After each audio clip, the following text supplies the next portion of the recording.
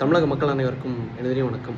Last ஒரு 2 நாட்கள் வெறும் ஒரு 2 வீடியோ தான் போட்டேன். அதாவது நாம் தமிழர் கட்சி இந்த மாதிரி பணம் வாங்கிட்டு பேசிகிட்டு இருக்காங்க, இந்த மாதிரி தொடர்ந்து இது பண்ணுறாங்க அப்படின்னு சொல்லிட்டு ஒரு 2 வீடியோ போட்டேன்.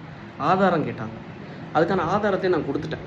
ஆக்சுவலாக இன்றைக்கி காலையில் நானும் என் அண்ணனும் சர்ச்சுக்கு போயிட்டு வீட்டுக்கு வரும்போது திருப்பி எங்கள் அம்மாவை கூப்பிட்டு நாங்கள் சர்ச்லேருந்து வீட்டுக்கு வரும்போது ராஜாபுரம்னு சொல்லிட்டு நம்ம அந்த வேர்டை சொல்லக்கூடாது, இந்த படிச்சிருக்கோம் எல்லாம் இது பண்ணியிருக்கோம், இந்த மாதிரி அவங்கள மாதிரி அநாகரிகமாக பேசக்கூடாது. ராஜாபுரம்னு சொல்லிட்டு நாம் தமிழர் கட்சி சார்ந்த உறுப்பினர், ப்ளஸ் அதை தாண்டி அவங்களோட மனைவியாக யாருன்னு தெரில, இன்னொரு லேடி ஒருத்தங்க, அவங்களுக்கு கூட இன்னொருத்தவங்க ரூபன் சொல்லிட்டு கல்லுக்கூட்டத்தை சார்ந்த நாம் தமிழர் கட்சி சார்ந்த கவுன்சிலர். இந்த கும்பல் என்ன பண்ணியிருக்காங்க, வீட்டுக்கு எங்கள் அப்பா கிட்ட பேசுகிறதுக்குன்னு வந்திருக்காங்க. ஆனால் இல்லைன்னா பேசுகிறதுக்கு தான் அப்படி. எங்கள் அப்பாவும் மரியாதையாக எங்கள் அப்பா ஊரில் காங்கிரஸ் கட்சியை சார்ந்த பேரூராட்சி தலைவராக இருக்கார்.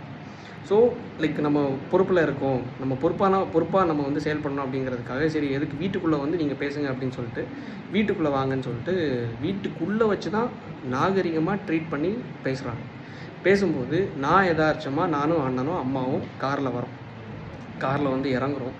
இறங்கிட்டு ராஜாபுரம் பார்த்துட்டு என்ன தம்பி வந்துட்டியா அப்படின்னு சொல்லிட்டு கார்லேருந்து கூப்பிட்டு என்ன பிரச்சனை அப்படின்னு சொல்லிட்டு, இல்லை தம்பி பேசுகிறதுக்கு தான் அப்படின்னு சொல்லிட்டு சரி வீட்டுக்குள்ளே போகும்போது இவங்க எப்படி கதையை கொண்டு வராங்கன்னா, உள்ளே இருந்தது நாம் தமிழர் கட்சி சார்ந்த கவுன்சிலர், நாம் தமிழர் கட்சி சார்ந்த இந்த ராஜாபுரம் இந்த பொறுக்கிகள்லாம் உள்ளே இருந்தாங்க.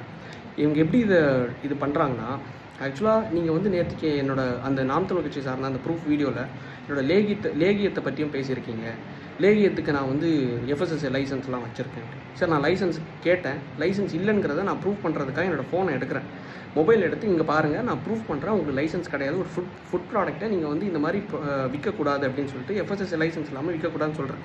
ஆக்சுவலாக நாம் தமிழர் கட்சி விமர்சித்ததுக்காக நான் ஒரு 20 செகண்ட் பேசின ஒரு வீடியோ, அவனோட அந்த லேகியம் விற்கிற வீடியோவை எடுத்துகிட்டு கையில் ஒரு பேக்கில் அரிவாள் கத்தி, அதை தாண்டி இன்னொரு வெட்டருவா, இது எல்லாத்தையும் கையில் வச்சுட்டு எகிரி நடிக்கிறாப்புல அந்த வீடியோ நான் எல்லாம் ரிலீஸ் பண்ணியிருக்கேன். ப்ளஸ் அதை தாண்டி எங்கள் அப்பாவை தலையில், எங்கள் அம்மாவுக்கு உண்மையாக சொல்கிறேன், யூட்ரஸில் பிரச்சனை ப்ராப்ளம், வயிற்றில் மிதித்து, எங்கள் பாட்டியை மிதித்து, அண்ணனை அடித்து, அவனுக்கு இன்னும் ஒரு 2 வீக்ஸில் என்கேஜ்மெண்ட், அண்ணனை அடித்து, இங்கே பாருங்களேன் இந்த இடத்துல என்ன பண்ணி வச்சுருக்கான் அப்படின்னு பாருங்களேன்.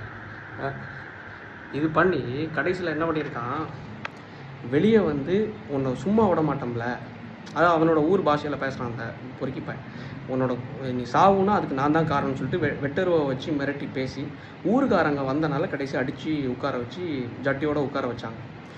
நம்மளோட நாகரிகம் அது கிடையாது. ஆனால் இருந்தாலும் இந்த அளவுக்கு பண்ணவங்களை நாம் தமிழர் கட்சி, அதை நான் ஓப்பனாக சொல்கிறது என்னென்னா, திமுக இத்தனை நாட்கள் நான் விமர்சித்தேன், இவ்வளோ நாள் தொடர்ந்து விமர்சித்தேன், 1 வருஷம் கிட்ட விமர்சிச்சிருப்பேன். ஆனால் ஒரு தடவை கூட என் வீட்டுக்கு ஆள் அனுப்பியோ என் வீட்டை வெட்டுறதுக்கோ கொல்றதுக்கோ வந்தது கிடையாது. திமுக சார்ந்தெல்லாம் நான் பேசல. ஆனால் இருந்தாலும் இது வரைக்கும் நான் அஃபெக்ட் ஆனது கிடையாது. என் குடும்பமோ அப்பாவோ அம்மாவோ அண்ணனோ அஃபெக்ட் ஆனது கிடையாது. ஆனால் நாம் தமிழர் கட்சியை விமர்சித்த 2 நாளில் வெட்டுறது அளவுக்கு வராங்கன்னா யோசிச்சு பாருங்கள்.